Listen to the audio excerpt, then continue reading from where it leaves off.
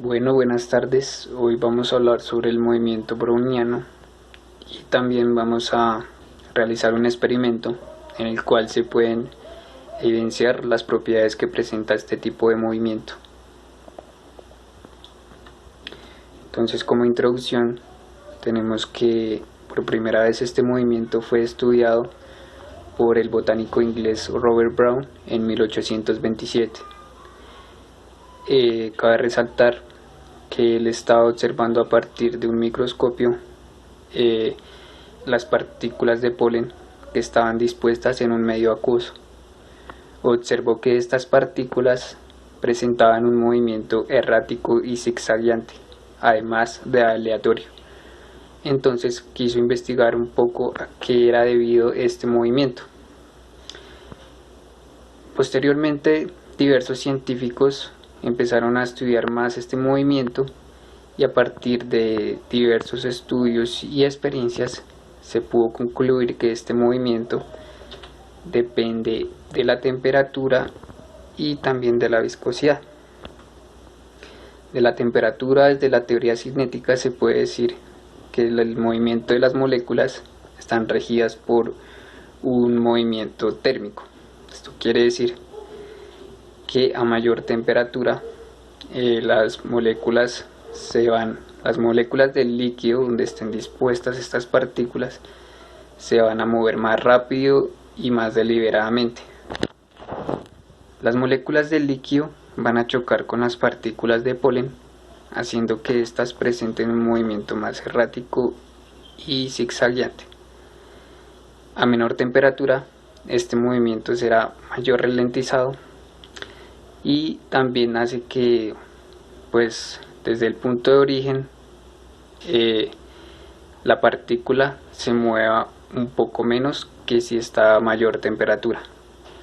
La viscosidad también influye de la misma manera o de una manera parecida, puesto que el cambio de la velocidad del fluido ralentiza el movimiento.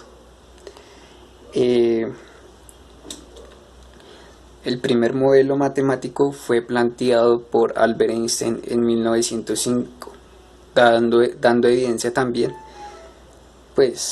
afirmando que este movimiento se daba gracias al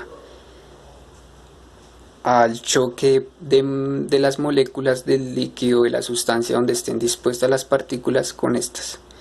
También cabe resaltar que a partir del modelo matemático planteado por Albert Einstein y demás científicos, se pudo concluir que dependen netamente de la temperatura y de la viscosidad, también de las características de la sustancia donde esté dispuesta. Este movimiento es importante al estudiar el desarrollo de los procesos estocásticos, puesto que es importante resaltar que es un concepto matemático en el cual se permiten estudiar magnitudes aleatorias que varían con el tiempo o que evolucionan en función de cualquier variante. Este movimiento se puede observar de una manera tridimensional, pero al momento de estudiarlo es más conveniente observarlo en dos dimensiones. Entonces podemos observar en la gráfica o en la figura 1 el recorrido que puede realizar una partícula. Este recorrido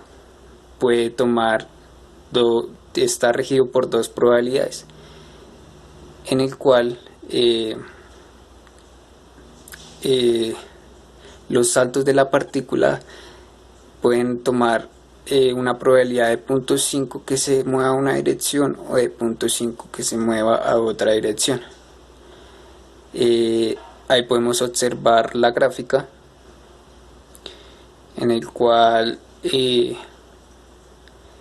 se observa que la partícula browniana efectúa su movimiento en saltos aleatorios y puede tomar cualquier dirección en múltiplos del tiempo.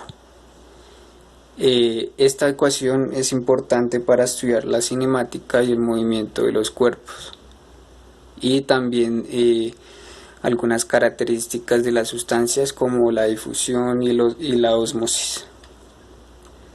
Entonces ahí vemos la importancia biológica, puesto que algunos sistemas biológicos están regidos por el movimiento de estas partículas y el movimiento de sustancias importantes para su metabolismo. Entonces vamos a continuar posteriormente con el experimento. En cuanto al experimento de movimiento browniano, voy a comparar el movimiento de las partículas de la tinta china en dos temperaturas de agua diferentes y ver cómo las moléculas de agua interaccionan con las partículas de la tinta. Entonces tenemos una temperatura baja, que es la que se encuentra en este vaso, una temperatura caliente o alta dispuesta en este vaso, y previamente quise comparar en cuanto a la viscosidad y observar la resistencia que promueve el aceite a la tinta china, o las moléculas del aceite a las partículas de la tinta china. Entonces vamos a disponer un poco de esta tinta en el agua y observar el cambio que tienen estas.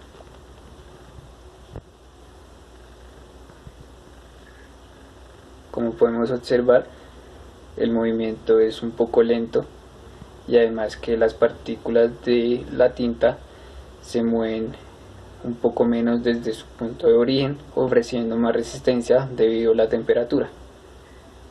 La viscosidad del agua también influye, pero no es un dato considerable, puesto que el agua no es muy viscosa como otras sustancias, como el aceite. Vamos a disponerla en el agua con mayor temperatura. Vemos que este movimiento es más rápido, y bueno, pues ahí están interactuando las moléculas del agua con las partículas de la tinta. Como las moléculas de agua se mueven más rápido, estas chocan constantemente con las partículas de la tinta, haciendo que ésta se mueva más rápido y avance mayormente desde su punto de origen.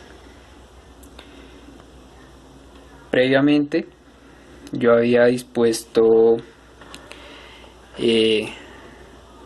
un poco de tinta china en el aceite, y esta ofreció mayor resistencia, pero pues cabe resaltar que la tinta china no es soluble en grasas, entonces pues no es una sustancia muy conveniente para compararlo. Pero de igual manera ahí las partículas de la tinta tienen una mayor resistencia por parte de las moléculas del aceite. Y bueno, también como para concluir, tenemos que en cuanto a los gases, también hay un movimiento browniano.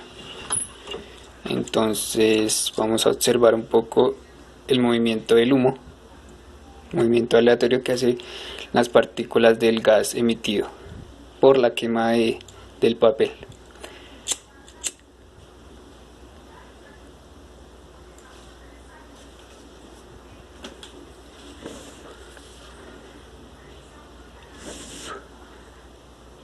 No sé si se puede detallar un poco, pero ahí vemos el movimiento del humo. Este movimiento también pues está regido por las partículas del aire y por las moléculas del aire, perdón. Y pues estas chocan con el humo emitido por la quema del papel. Estas moléculas también direccionan el movimiento de las partículas. Esto sería todo. Gracias.